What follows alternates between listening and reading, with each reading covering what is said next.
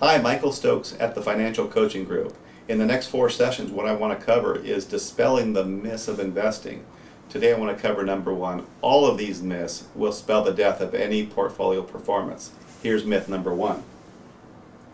This is stock selection. What does that mean? In other words, choosing stocks based on a belief that they will do well in the future. Well, here's the myth of that.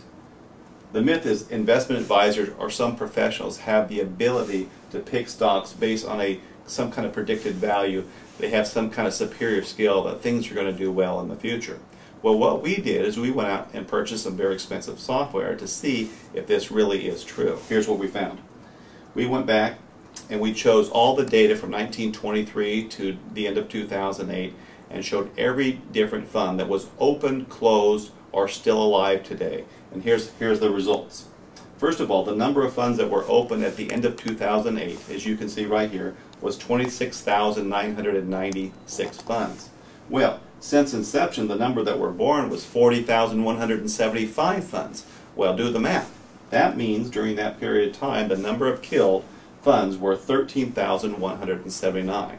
Well, why doesn't the mutual fund industry want you to know about the data of the 13,179 funds? It's very simple. If we look at that data, it's horrible performance. We went back and looked at that data. Here's what we found. We took the bottom 200 mutual funds during that period of time, and we looked at all the rate of returns that they incurred during that time, and here's what we found out.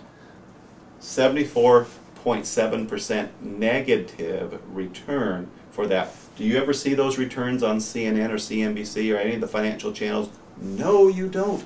Here's why you don't. They don't want you to know that information. Because would you ever put your money into a fund that advertised that awful rate of return? You never would do that. So what we wanted to do is look at all the data compared in a chart, and I'll show you this chart here.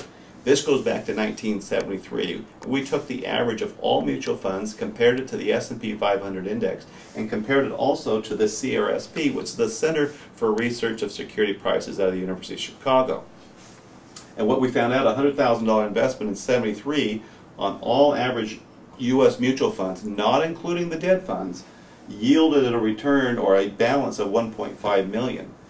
Just the S&P index by itself did $2.4 million, and the CRSP, which is all securities, did $2.448 million.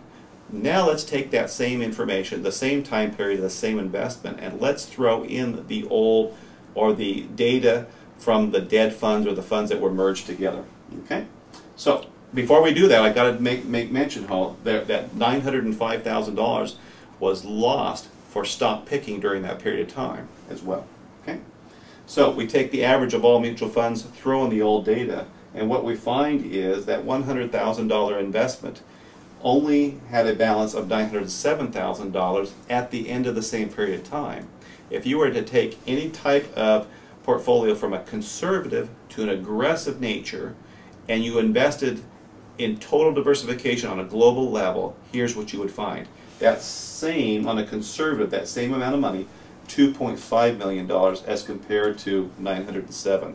If you were aggressive, you would be $6.8 million. What does that tell us? That tells us that trying to stock pick or try to pick funds that will do well in the future is definitely a bad game to play. Michael Stokes, the Financial Coaching Group. See you next time.